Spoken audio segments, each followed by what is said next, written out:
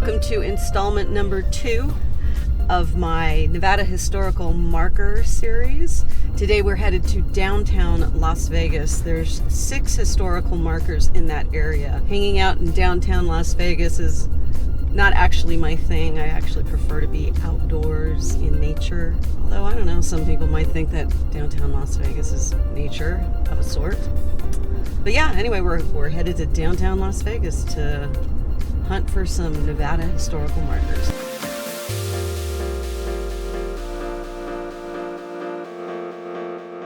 The first marker that we're going to go to is marker 190, and it is for Charles Pop Squires, who was the father of Las Vegas. Most of the time people think of who put Las Vegas on the map as being Bugsy Siegel, but of course, Las Vegas was around long before the mob showed up and started skimming profits.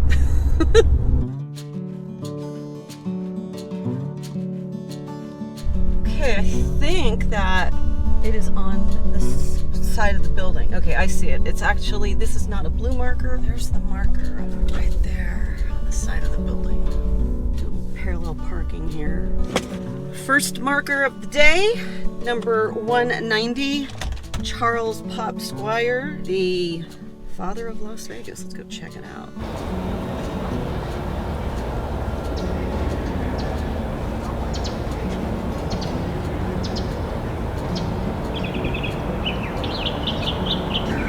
Okay, we are at marker number 190, and this is for Charles Pop Squire. This was his original home site, and the marker says, Charles Pop Squires, often referred to as the father of Las Vegas, lived at this location with his wife Delphine from 1931 until his death in 1958. Squires first arrived in the Las Vegas Valley in February 1905. He and his partners established a lumber yard, a tent hotel, a real estate firm, and the first state bank. In March 1906, Pop assisted in the formation of the Consolidated Power and Telephone Company, bringing electricity and phone service to the new town. In 1908, Squires and his wife purchased the community's only newspaper, the Las Vegas Age. Squires campaigned for the creation of Clark County in 1909. He subsequently worked on incorporating Las Vegas into a city. With his wife and the voice of their newspaper, the couple became advocates for women's suffrage. As a member of the League of the Southwest and Colorado River Commission, Squires helped advance plans that eventually led to the construction of Hoover Dam. Upon Pop's passing, Las Vegas Sun reporter Bob Face wrote, "It seems strange that Las Vegas, a modern boomtown, should owe so much to the foresight of one man. But there is little we have today that wasn't given an initial shove by Pop Squires."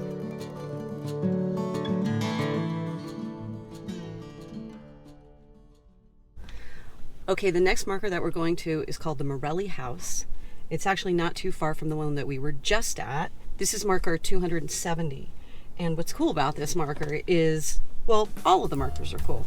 But what's cool about this particular marker is it's actually a marker for a house. This house was built in 1959 by the orchestra leader of the Sands Hotel, and it wasn't built here originally.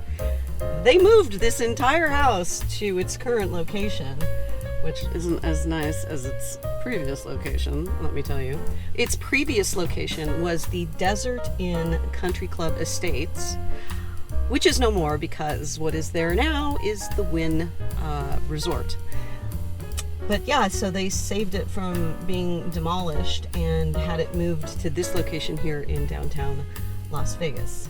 And it's kind of cool to pick up an entire house and move it somewhere. So that's what we're going to go check out right now. Well, this is kind of a bummer. There used to be a marker, I believe, right here at the entrance. Either here or it was there. But I don't see the marker on the building anywhere, so that's a bust. And this wasn't the marker that I thought was missing. Kind of sad about that. But this is the house that they picked up and moved.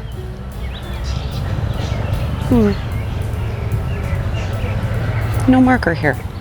The text of this marker can be read online at the Nevada State Historic Preservation Office website. The marker that once was here read, "The Morelli House is a classic example of Las Vegas mid-century residential architecture. It was built in 1959 by the Sands Hotel Orchestra leader Antonio Morelli and his wife Helen. Originally located at 52 Country Club Lane in the former Desert Inn Country Club Estates, now the Wynn Resort, the modernistic house then featured an open plan that integrated interior and exterior spaces, natural materials, and the latest innovative home appliances. In 2001, the Junior League of Las Vegas relocated the Morelli House to its present site and completed restoration in 2009. Listed 2001, Nevada State Register of Historic Places. Listed 2007 City of Las Vegas Historic Property Register. This historic preservation project was funded in part by the Nevada Commission for Cultural Affairs and through generous donations from the Las Vegas community and members of the Junior League. Well, that is a real bummer that the marker is no longer on the house. I did see older pictures where the plaque was still on the house, but it's no longer there. I'm guessing probably because of vandalism, because of its current location in downtown Las Vegas. So maybe the marker is actually on the inside of the house now. So the third location on today's journey, marker quest, takes us to marker number 35, which is the Las Vegas Old Mormon Fort. Again, here in downtown Las Vegas. So that's too bad about that. Bummer. So there's going to be actually 2 missing markers on this quest today. Yeah, I thought that one was still there. So far, the markers that we've seen or not seen, the first one was on a building, and this one too was supposed to be on a building. I think the next one that we're going to is the blue marker. So here we go.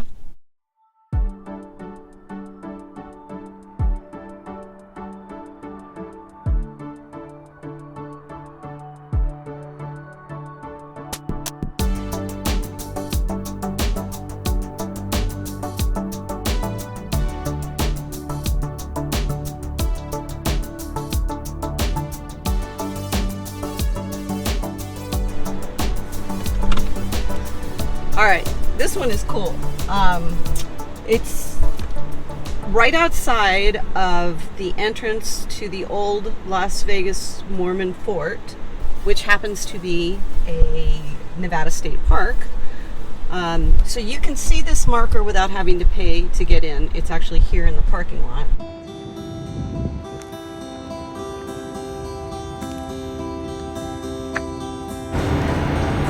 Las Vegas had its beginning at this location on June 14, 1855, when 32 Mormon missionaries arrived from Utah under the leadership of William Bringhurst.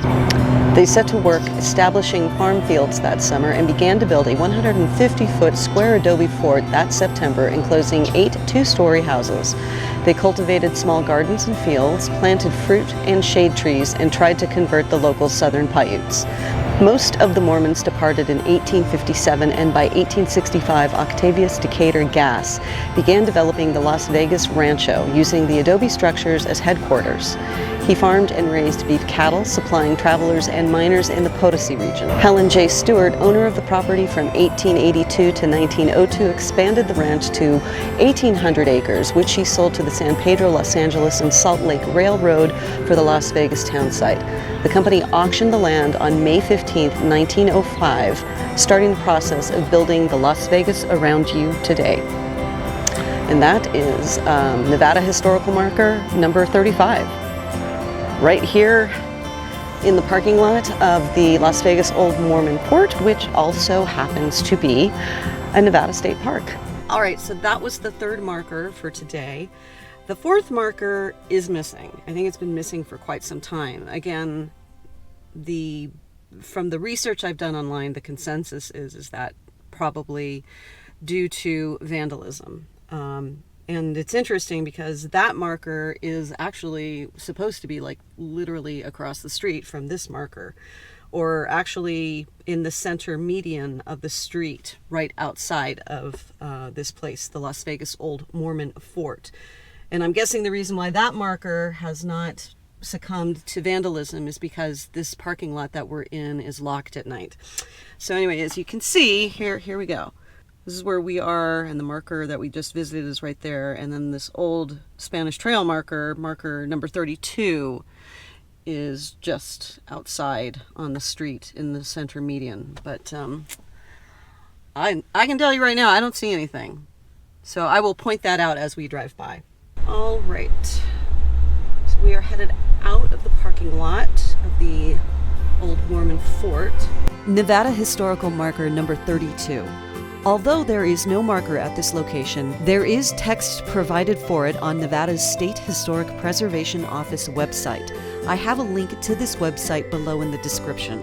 The corresponding text to this marker is the same as the Spanish Trail markers located in the town of Blue Diamond and at the summit of Mountain Springs, which we visited in the first episode of this series.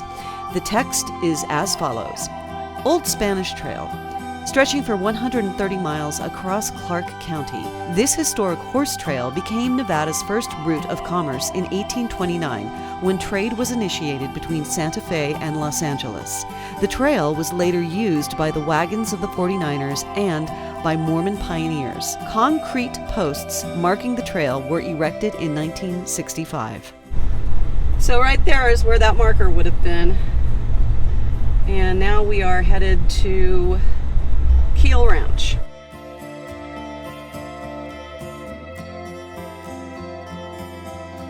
Alright, well, so far I can say that this has got to be by far the least scenic of all the markers I've been to so far, as far as driving to get to it.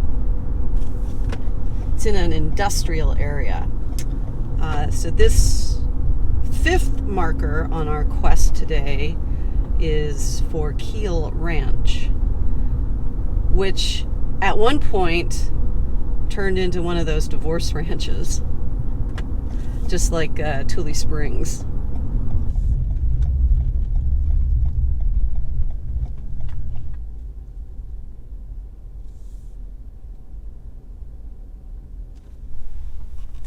This place is kind of a trip. I've never been here before. There's nobody in the parking lot. It is a Saturday, and you don't have to pay to get in here. So that's kind of cool. We'll just park the car and find the historical marker. Well, I found it. It's right here on this gate, right at the front. I thought it was going to be a blue marker, but no, it's just the plaque on the gate. All right, so it's spelled Kyle? Look at this. It says Kyle, but pronounced Kiel, I believe. Actually, it is pronounced Kyle Ranch, not Keel Ranch. So forgive me as I will consistently call it Keel Ranch throughout this video, while it is actually supposed to be pronounced Kyle Ranch, which is probably why they spelled it that way on the plaque. So, here's what it says. Established by Conrad Kiel in 1875, this was one of only 2 major ranches in Las Vegas Valley throughout the 19th century. The Kiel tenure was marked by violence. Neighboring rancher Archibald Stewart was killed in a gunfight here in 1884. Edwin and William Kiel were found murdered on the ranch in October 1900. Yeah, I remember hearing something about this. Well, I mean, not back in the 1900s, I wasn't alive back then, but I remember watching a couple of videos about Las Vegas history and them talking about this feud, like the Hatfield and McCoys. The San Pedro, Los Angeles, and Salt Lake Railroad purchased the ranch in 1903 and later sold it to Las Vegas banker John S. Park, who built the elegant white mansion. Subsequent owners included Edwin Taylor, 1924 to 39, whose cowboy ranch hands competed in national rodeos, and Edwin Losey, 1939 to 58, who developed the Boulderado Dude Ranch here, a popular residence for divorce seekers. In the late 1950s, business declined and the ranch was sold. In 1967, 26 acres of the original ranch were purchased jointly by the City of North Las Vegas and its Bicentennial Committee as a historic project. State Historic Marker number 224.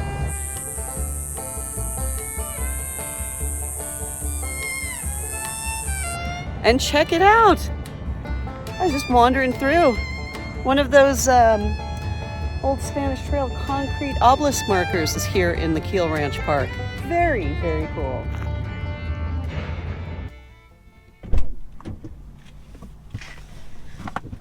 All right, marker number 5 on today's quest checked off the list. So the next marker and the final marker that we're going to is the Meadows, which I think the Meadows in Spanish is Las Vegas. That's what it means. But that is at the Springs Preserve. And I've never been to the Springs Preserve. However, I do know that you have to pay to get into the Springs Preserve. And the marker, I believe, is inside the Springs Preserve. I might have to pay some money to see this marker. Better be a really nice marker. All right, onward to marker number 40, the Meadows, which is located in the Springs Preserve.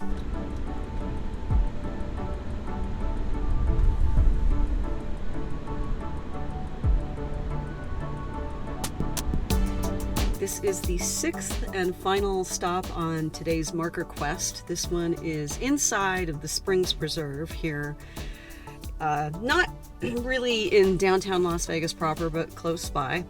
And we have to pay to get in to see this marker. So hopefully, it's a shame that this isn't considered a Nevada state park because I could get in with my state parks pass. But no, I think it's its own entity. So I'm hoping that I'll be able to get in with like being a Nevada resident. So here we go. Last one on the stop today, the Springs Preserve, or the marker's name is the Meadows, and I believe it's state marker number 40.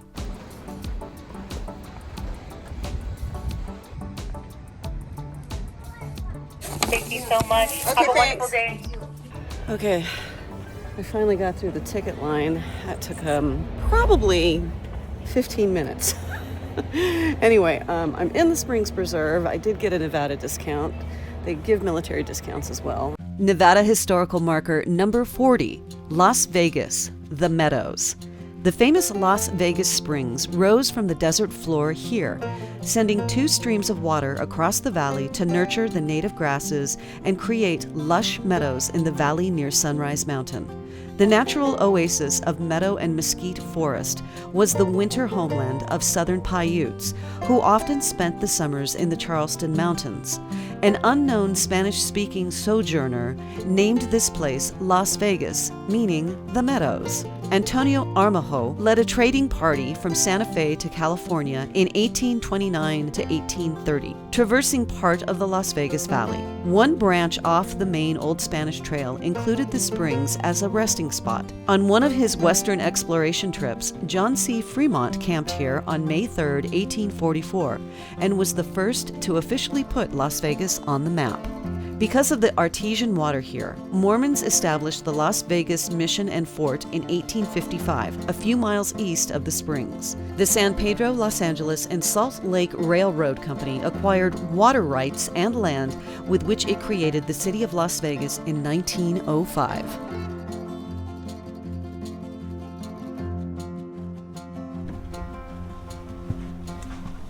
All right, that's it.